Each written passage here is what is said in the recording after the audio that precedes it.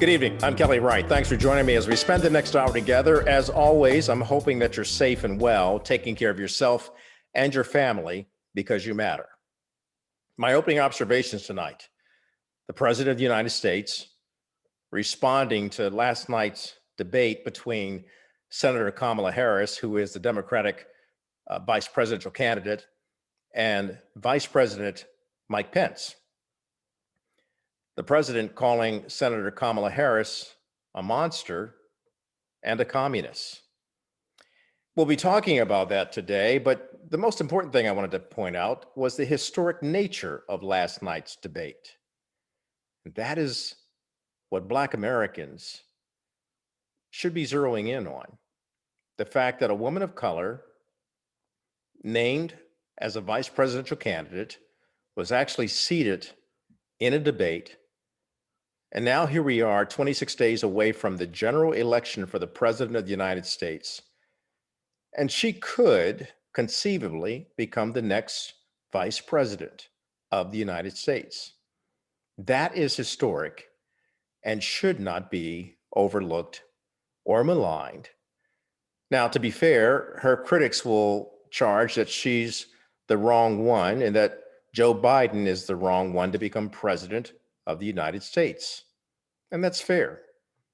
There are critics of both sides. The president has his critics, Joe Biden has his. But let's be clear here. All of us are Americans, and because of that, we have the right to vote. And so, in my opening observation, my encouragement to each and every one of you is not to be distracted by the sideshows and the mudslinging and ugliness of politics. As one 8-year-old girl wrote in to the President of the United States and those who are running for office in stating that she sees so much hatred on both sides. It makes her wonder if it's okay to be an American when she grows up. What kind of country will be left for her? Here's the deal. We should all realize that out of the mouths of babes comes a lot of wisdom. It is important that each and every one of us understand that as a nation, we must stand together, united, or be divided. Words matter. So, Mr. President, use your words wisely. In fact, for that matter, to all candidates running for office, use your words wisely. Because the youth of America who cannot vote right now are watching you very closely. And they care about this country, perhaps even more than you do. Because rather than maligning their country, they're saying, help me make America better and not bitter. And those are my opening observations. So I wanted to talk to the ladies first about this historic debate that took place last night. And I'm talking now to Dr. Avis Jones DeWeaver and Erica Savage Wilson. And they're both political commentators and analysts. And of course, they are strong, beautiful, brilliant, and just wonderful Black women who understand what took place last night, just in terms of the sheer history that Senator Kamala Harris was seated at the table in a vice presidential debate. Let's start there. What does it mean to women of color throughout America? Dr. Avis? So I think that this was obviously a groundbreaking event. This means that we are within striking distance of the highest realm of power in this nation and maybe even in the world, right? And so it was wonderful to see her in that space, and not just see her in that space, to see her perform masterfully in that space. I'm joking that today I'm wearing my Olivia Pope white. She had it handled last night, okay? I was so super proud of her, not just for me, but for even more for the little girls that were seeing her and were able to think of themselves as being able to reach any height that they shoot for, that they can actually get there because they're seeing someone that looks like them, going for their dreams and not at all being tampered by what other people might think would be limits or impossibilities. Erica, is it a break through the glass ceiling for Black women because of the candidacy of Kamala Harris?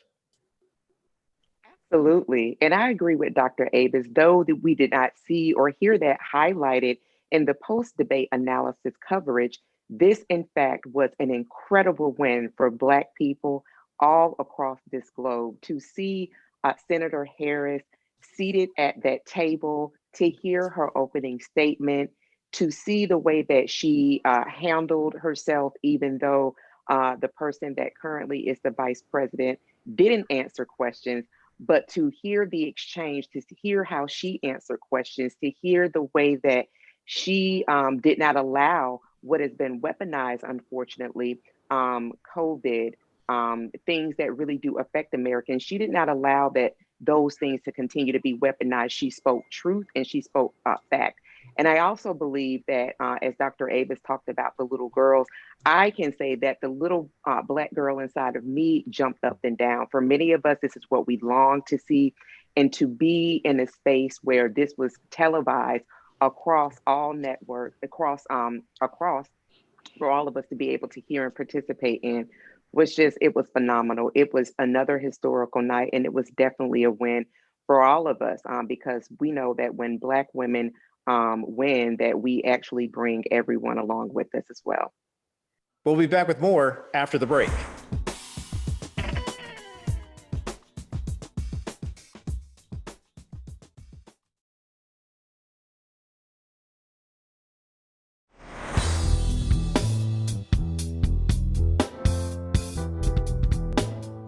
When it comes to the subject matter of race, how do you think these candidates fared last night, Dr. Avis? Well, I definitely think that this was the portion of the debate where Senator Harris displayed the most passion. She seemed to really be speaking from the heart when she talked about the injustices that we have seen as a result of what's happened with regards to the murder to Breonna Taylor and with George Floyd. She talked about the fact that we do have systemic racism in this nation, and that has to be addressed. Unlike Mike Pence, who sat there and specifically said out of his mouth that, in essence, systemic racism, it doesn't exist. I mean, to me, if you are looking at these two tickets specifically as a Black person, that should tell you something. And, that to me is one of those situations that I think is a big sort of takeaway from this event. It's a very stark contrast between these two administrations. How can you expect an administration that not only kowtows to white supremacists, let's put that out there, but who also claims that systemic racism doesn't exist? How do you expect them to even begin to do anything to address this situation? They're not. And so if you're looking for an administration that's actually not only going to acknowledge the problem, but seek to put in place policies to do something about it, I believe that Senator Harris made the case last night that that choice lies with the Biden-Harris ticket. And Erica, when it comes to the Supreme Court, Senator Kamala Harris reminded people in the history lesson, well, let's just listen to what she had to say. In 1864, one of the, I think, political heroes, certainly of the president, I assume of you also, Mr. Vice President, is Abraham Lincoln. Mm-hmm. Abraham Lincoln was up for re-election, and it was 27 days before the election, and a seat became open on the United States Supreme Court. Abraham Lincoln's party was in charge not only of the White House, but the Senate. But Honest Abe said it's not the right thing to do. The American people deserve to make the decision about who will be the next president of the United States, and then that person can select who will serve for a lifetime on the highest court of our land. And so Joe and I are very clear. The American people are voting right now, and it should be their decision about who will serve on this most important body. So, Erica, based on what we heard the senator talk about last night, reminding people about Abraham Lincoln waiting before actually naming a Supreme Court justice, stating that it should be for the next president who's elected to do, The response from Vice President Mike Pence was, how did you feel about that in terms of the Supreme Court? He went to, you're trying to pack the court rather than addressing the issue at hand about the Supreme Court justice nomination. Right, more deflection. And here's the piece that, you know, we also want to look at, that they are continuing to really ram in the Supreme Court justice for confirmation, but still there is no relief bill for the millions of Americans that have been impacted by being unemployed, underemployed because of COVID-19 and facing extreme housing crisis, either rents or foreclosures. And to the packing of the courts, we need no longer look, we need only look at this particular administration, which has 220 plus federal judgeships that they have been able to confirm, get nominated, and then confirm through the Republican-led Senate. And so I love that Senator Harris did walk us through history, because that is an indicator for the audience to say that, well, listen, you know, though, you know, throughout the news cycle, everything runs together, but to be able in this environment for everybody to hear at the same time, this is what the party of Lincoln, that those that follow that philosophy, this is what who they claim to be their someone that they're modeling themselves after. Here's what he did. So it really, again, that gave people the opportunity to then look, listen to those facts, and then see that they are in fact doing the exact opposite of that. So I love that that was brought forward, and the packing of the court piece was really just astonishing that that was brought forward, particularly since that is what they've actively been doing.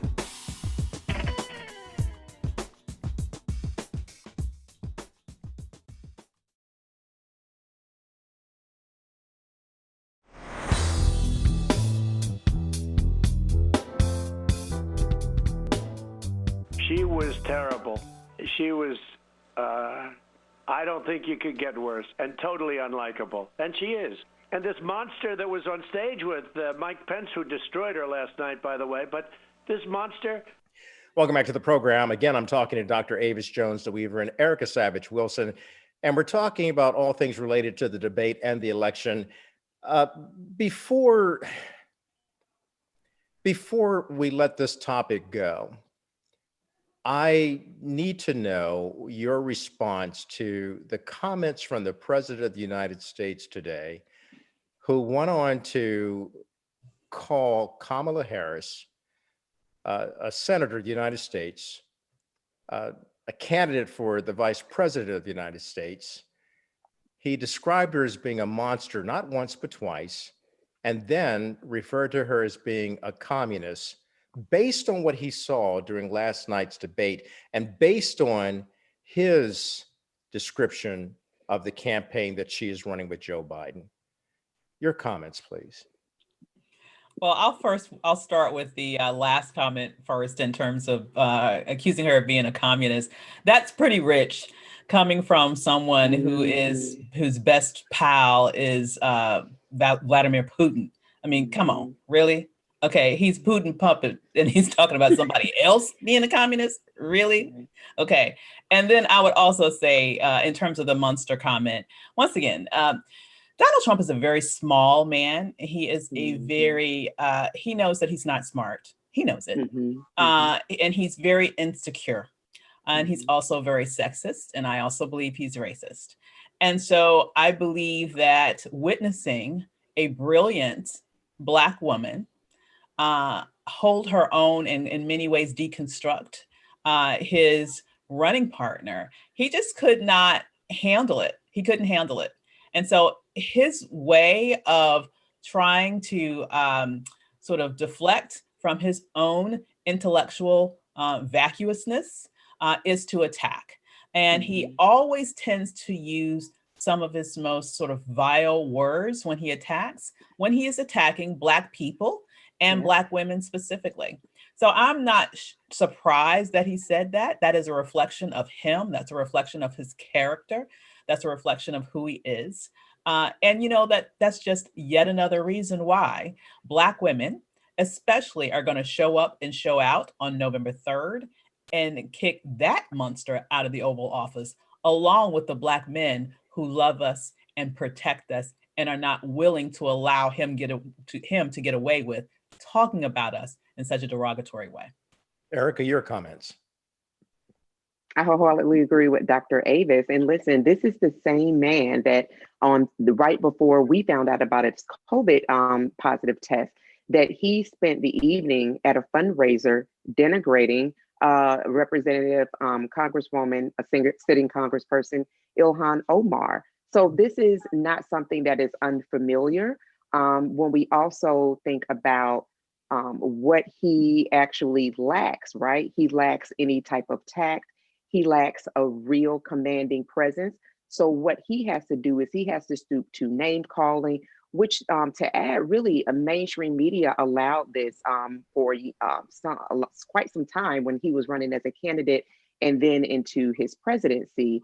So the stage had really been set for him to actually call in to a live television show and make such nasty comments around someone who had a masterful performance last night. So, we would say to our children when they were small, use your words, and he is incapable of doing that. So I think that this is, again, projection. And it has been said over and over again that this is all the more reason for people to not only engage the vote, but to also engage other people in voting. So we are standing as a unit to say that no matter what it is, what other kind of names that you call this woman who is definitely well qualified to be running for this seat, that we in fact wholeheartedly want to remove you from this particular prestigious office and have people that are in the office that do reflect the decorum that is what we would be used to in politics. Dr. Avis Jones-DeWeaver, Erica Savage Wilson, I thank you both as always. Thank you. We'll be back with the West Coast Connection after this.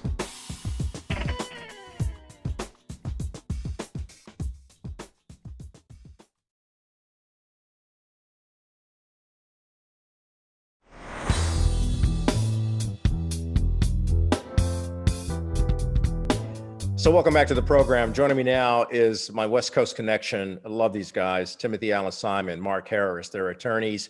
And I should mention that Timothy Allen Simon is the chairman of the California Black Chamber of Commerce, also owner of TAS Strategies. And of course, Mark is the partner to the Ben Crump law firm. Gentlemen, thanks for joining me. Let me get right to it. I am really surprised with the president's comments on the heels of an historic debate between Senator Kamala Harris and Vice President Mike Pence. He called her out, calling her a monster twice and calling her a communist. Let's start right there, because this is on the heels of the first woman of color, African-American, Jamaican, South Asian, sitting in 26 days away from possibly becoming the next vice president of the United States. And he does this. It's inexcusable. It's sickening. I keep going back to the same retort, Kelly. And first, it's good to see you. I've been away for a couple of days. Timothy, good to see you as well. And of course, it's good to be back with all your viewers. But it's sickening. I keep going back to the same retort, which is our children and grandchildren are watching this. And the problem with behavior like this from the president is it will live beyond his presidency. I think that we'll be saying goodbye to the current resident of 1600 Pennsylvania very soon. Thank God, if it's God's will. But what will linger like a coronavirus aerosol is this hatred that he's spewing, this disrespect that he's spewing. Any vice president of the United States having to go into that storm would be in some ways disempowered, disrespected. But we know Senator Kamala Harris well here in California. We know her very well. She's up to the task. She's uber qualified, and she'll make America proud if she, in fact, is elected to be the next vice president of the United States. Timothy, your response to the president's comments. He's feeding red meat to his base, and some of the most desirable red meat amongst his base is the attack of African-American women. He's done it consistently in the Rose Garden with Yamiche Alcindor, publicly against a dear friend of Mark and mine, the dynamic Maxine Waters. I can go on and on as to how he looks for that trigger to establish some level of machoism amongst his base that's looking for the jab, that's looking for some blow against people of color and particularly African Americans. And see, this was my concern last night as I watched the debate. And in fact, watching a post-debate analysis, one reporter had raised a question, and this was it was actually Dana Bash of CNN. Mhm. She had tweeted one of her Black American friends and asked him, "How do you think Senator Harris is doing? Should she be stronger and more forceful in some of these areas?" And he tweeted back to her, "No, no, no, do not forget, she is an African-American woman. She will be viewed as angry and Black if she pushes too hard." And this very comment from the President of the United States is what many people of color have been wondering throughout last night's debate. How far can the senator go? And now the president tweets this. "It's regrettable that the highest office in the land, the commander in chief, would stoop so low. But as Michelle Obama, the former first lady, has stated, when they go low, people must rise higher." Yet it's very hard to do when you're confronted with this kind of nastiness. That's the only word I can find for it, Mark and Timothy. You know what? It's a sad reality, Kelly, but everyone within the sound of our voice and who's viewing this fine show of yours, who's African American, can relate to the reality that we all deal with. Black women have to be aware of the fact that there's a misperception of their angry Black status. I think that Senator Harris towed a very delicate line between being forceful, articulate, and strong, and not being misperceived as being angry. I thought you did a great job of it last night. Black men deal with it. Timothy Simon and I have walked the halls of power. We've wielded to a certain extent the power of our principal. In the case of Timothy Simon, it was the former governor, Arnold Schwarzenegger. In my case, it was one former president and two former governors. Even with all that, you still get daily reminders of the discrimination that's faced by Black professionals, Black women, Black men. It's a constant yoke that we have to bear. But again, I think last night, despite it all, I think Kamala Harris rose above it and showed America why we're so proud of her here in California. And look, let's be clear. Last night, the race issue did come up, and she addressed it. What do you think, Timothy, the vice president did?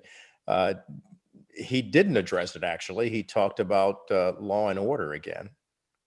Well, the president and the vice president play very well into America's historical sexist and racist hierarchy of the alleged dominance of the white male.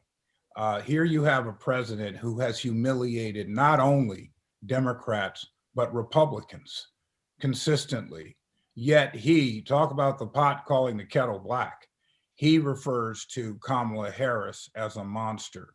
Here you have the vice president who clearly disrespected Susan Page last night, who I do not feel was a strong moderator, as well as the vice presidential candidate and United States Senator, by determining that he will talk about whatever he wants to. He will not answer questions. He will inject whatever he feels like injecting. I would say to white men across the country, study that debate, study that tape, because when you wonder why, you are often the target of ridicule. Watch Vice President Pence last night. He was every bit as rude as President Trump. He just simply did it in a mild manner, radio host fashion.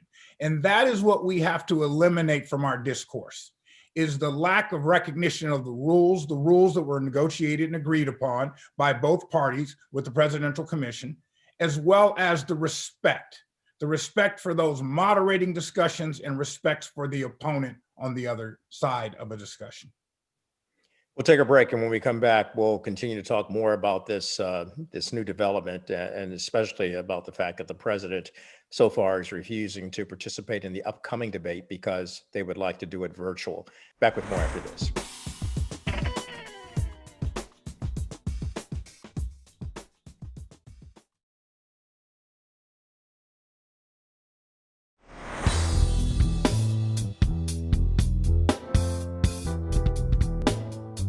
Welcome back. So I'm talking to the West Coast Connection, attorneys Mark Harris and Timothy Allen Simon. And of course, we're talking about the debate last night, but yet we find that we can't really talk about the debate solely on the substantive issues that may have been discussed or might not have been discussed, because the president has injected himself into this once again by calling Senator Kamala Harris, the Democratic vice presidential candidate, a monster and a communist. And so here we are, gentlemen. We're dealing with the what if factors. What's next from this president 26 days out? Well, one thing that we do know is that he does not want to participate in the debate next week in Miami, because they would like to have it as a virtual event, because no one really knows if the president is healed from coronavirus. And many people want to see him get well. We all do. We wish him well, but we don't know when he last tested negative. It's a shame that one of the comments that came out in yesterday's debate was the question of whether or not we can trust a vaccine when the government tells us it's time for us to take a vaccine. I'm proud of the fact that I took my flu shot 3 weeks ago, and I take one every year because I trust the medical science and I trust those who are administering the flu shot. I think it was very telling that Senator Harris said, if the scientists, Dr. Fauci and others, tell us it's safe, then I'll be the first in line. I agree with her. But the second part of what she said is most troubling. She said, but if Donald Trump, the president of the United States, tells me that it's safe, I won't trust it at all. That's where we are. And it's not a matter of whether you like or dislike. That staged re-entry to the White House from Walter Reed with the helicopter and walking up the stairs and that is so irresponsible. I've never seen anything. I follow politics a long time. I've never seen anything as irresponsible from the commander in chief. So the bottom line is stay tuned. Keep your seatbelt fastened. Make sure that your airbag is engaged, because in the last 26 days, this person, otherwise known as the president of the United States, is liable to do anything. Timothy, look, we have Republicans, we have Democrats. They're black, they're white, they vote liberal, they vote conservative. And at the end of the day, they really want strong leadership that knows how to comport themselves and act in a behavior that is exemplary of the American people. I've interviewed this president, and I know this president has tried to reach out to help Black people, but it's hard to zero in on his program for HBCUs, for example, getting that permanent funding in place. It's hard to capitalize on that when he's doing things like denigrating a Black woman and other Black women and Black men. This is, I mean, the dichotomy is so stark, and it's disconcerting. I think this has been a challenge of the Republican Party for some time, even before President Trump. There have been genuine gestures that have been made by the Republican Party. President George W. Bush's attempt to increase the amount of Black home ownership in his administration, which some feel led to the financial crisis. But this was something that he wanted as part of his administration. But unfortunately, it's also countered by too often the racial vitriol. And that's what we have here. Yes, there have been measures done by this president that he should receive credit for.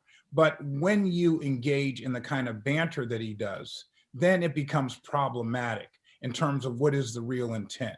Is the intent to win re-election, or to really embrace a structural change of the disparity, the racial bias that exists in this country? You've heard him and Vice President Pence say over and over again that they do not believe there's systemic racism in this country.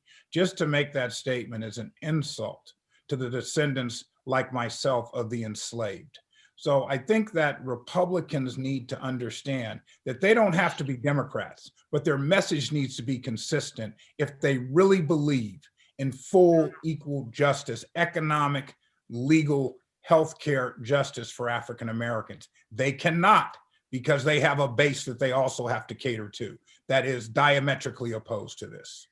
Which is exactly what Senator Kamala Harris spoke about last night in addressing the issue, not only with regard to racism, but also police reform, also in response to George Floyd, saying we must get to a place in this country that our constitutional rights are not violated, but actually protected, that we have equal rights under the law for all. And clearly, we were just reminded this past week with the death of Jonathan Price in Texas that we clearly are not there yet. You know, one of the other things, Kelly, that you just touched on with the president's comments that are very, very troubling, he called her a monster twice, and he also said she's a communist. One of the bullhorn issues, it's not a dog whistle issue for the conservatives, is to paint any moderate, let alone a progressive, but any moderate is a socialist or a communist. That's the bugaboo. Joe Biden and Kamala Harris have been in favor of decreasing and contracting income and wealth inequality, and I support them in that effort. In fact, in my mind, they don't go as far as we should go as a country to compress income and wealth inequality. One of the ideas they have is to increase taxes for those Americans who are earning more than $400,000 a year. I support that. If that's communistic, so be it. We can't keep letting the other side paint us as socialists, as Marxists, as communists, and have us stop the efforts on behalf of the American people to bring about true fairness and equity when it comes to the issue of income and wealth inequality.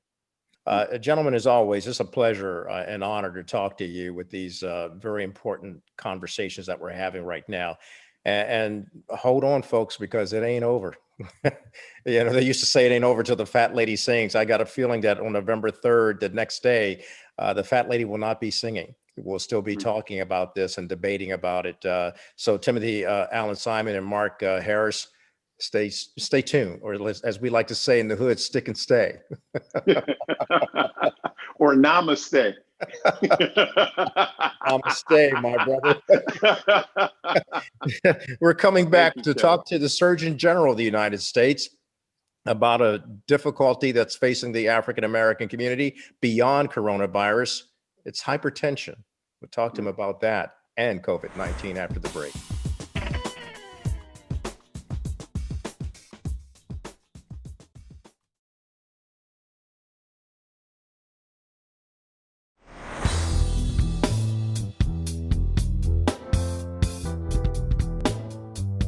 And welcome back. Yesterday, I had the occasion to interview the Surgeon General of the United States, Dr. Jerome Adams.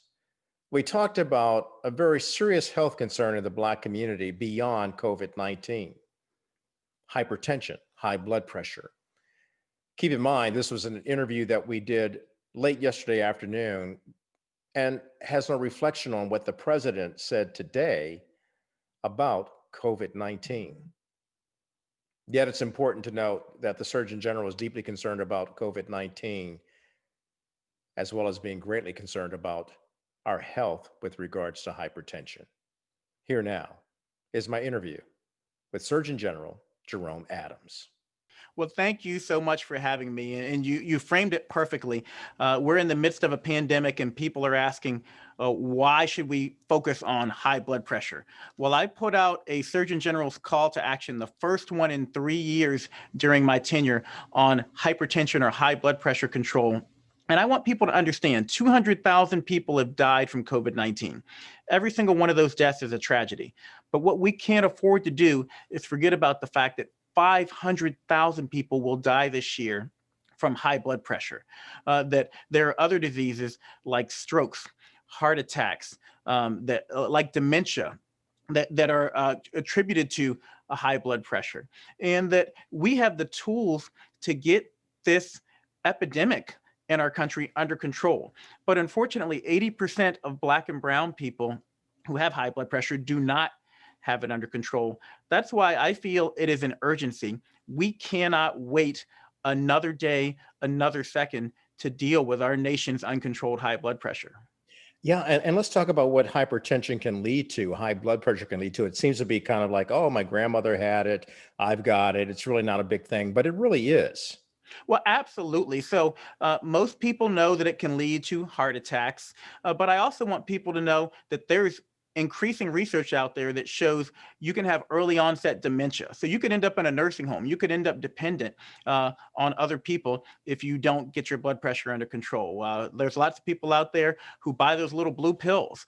Well, guess what? Uncontrolled high blood pressure leads to sexual and reproductive health problems.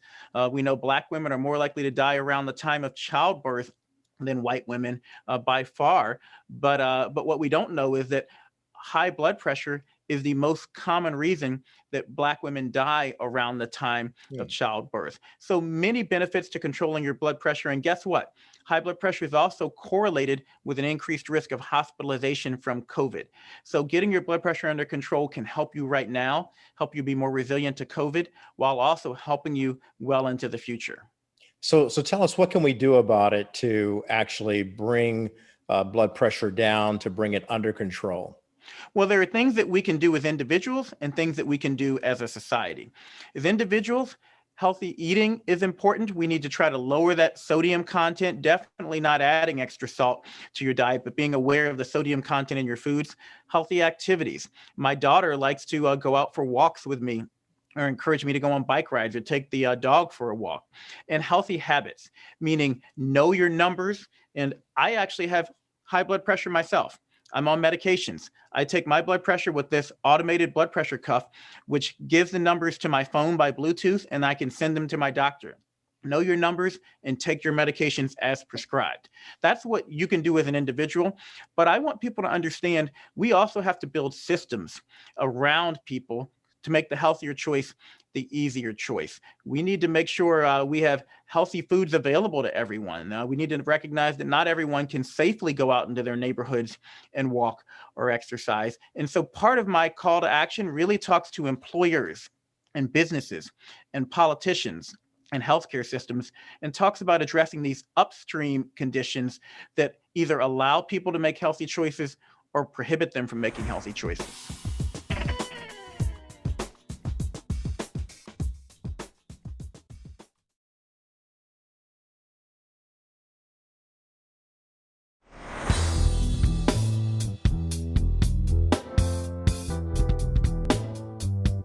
You know, you're speaking to me, a man who suffers from or battles hypertension as well. I developed it in my mid 30s, and my doctor is quite surprised, and he attributed it to hereditary. Nevertheless, though, it still means that, like you, I have to be cognizant of what's going on in my body, and actually listening to my wife when she says you need to lay off the fork a little bit and push back away from the food. But the point is, you know, while we can jest about it, it is really dire for people to understand just how much of an impact this has on our community. And God forbid, if we come down with COVID, it leads to more problems associated with having hypertension. Well, So I love appreciate that you brought up your wife, and I want to just give her a shout out because we need to make hypertension control a family affair. My daughter will say to me, "Daddy, you look stressed. Why don't you take your blood pressure?" And then she'll take her blood pressure too. And we're creating healthy habits in our kids. We're normalizing this. And that's important. I lost all 4 of my grandparents due to diseases that were caused or exacerbated by high blood pressure. 1 to a stroke, 1 to a heart attack, and 2 to dementia. We can't afford to, again, take our eyes off of the impact of high blood pressure on Black and brown communities and the impact we can have on life and longevity of people in Black communities if we can get blood pressure under control. And we've got the tools to do it right now. Generic medications, pennies a month. Again, simple measures that we can take in our lives. And I want you to know as Surgeon General that I'm trying to rebuild some of these fundamentally flawed systems that don't recognize racism, bias, lack of housing and transportation, and lack of opportunities to be healthy, because I want the healthy choice to be the easy choice for everyone. Look, I appreciate you coming on. Stay in touch with us, and feel free to come back on anytime. I should let you know, in full disclosure, I'm helping to co-lead an initiative on getting more testing of COVID-19 into our communities. So any help that the Surgeon General can provide and any help that I can provide you, let's work on this together. The Absolutely. idea is to save lives and mitigate this virus. Having said that, sir, thank you for coming on. I know you got to run. Last question, how is the president recovering and what's his diagnosis so far? Well, my understanding is that he's doing very well. I remind folks, it's funny. My parents think that I work right next to the president, and my office is right next door to his. But I haven't seen him in a while. I know what you all know, but I'm really enthused by the fact that he's back at the White House. What I would say to you is the mortality rate of COVID was 30% at the beginning of this pandemic. It's now less than 5%. So due to better knowledge and better therapeutics, you have a better chance than ever of living from COVID. But I still don't want you to rely on that. I want you to do everything you can to stay safe from this disease. Get tested, wear a mask, wash your hands, watch your distance, and go to vaccines.gov and find out where you can get your flu shot today. If we do that and we control our blood pressure, together we can save hundreds of thousands of Black and brown lives. And that's what I'm here to do. Surgeon General Jerome Adams. Thank you. Thank you. God bless.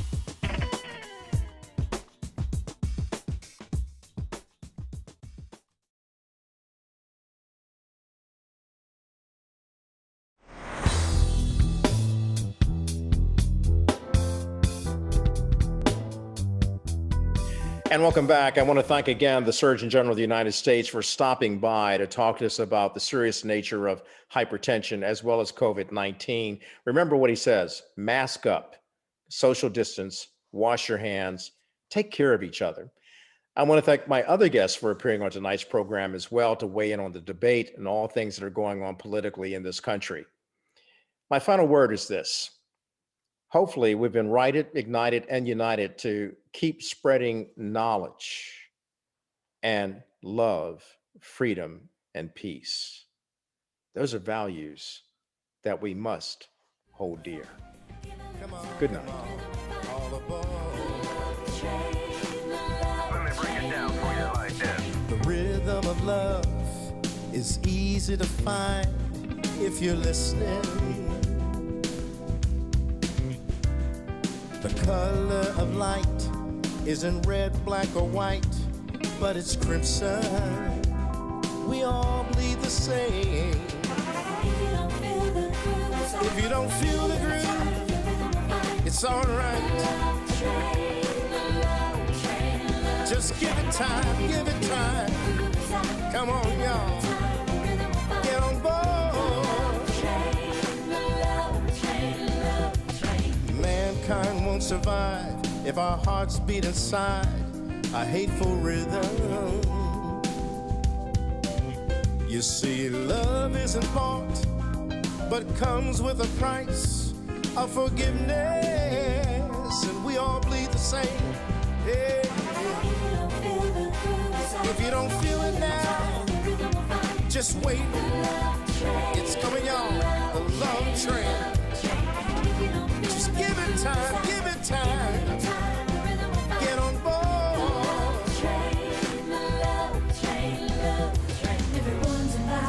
That means you and you on the love train. Get on board. All creeds and colors, brothers, all sisters and sisters on the love train. Get on board the love train. Everyone's invited.